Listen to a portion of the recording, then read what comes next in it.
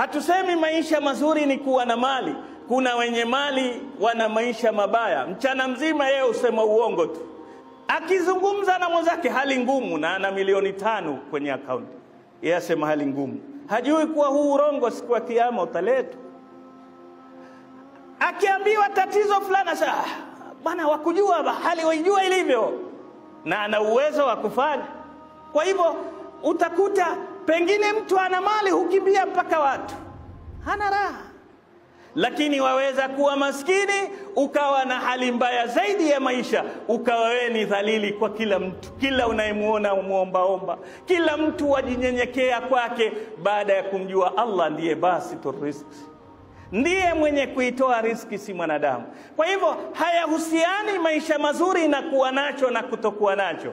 Maisha mazuri ni pale ala bidhikrillahi tatma'innul qulub, pale moyo wako utakapokuwa unatulia kujua mimi nina Mola katika maisha yako yote.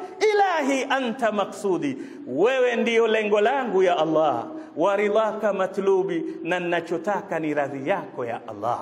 Haya ndiyo maisha bora.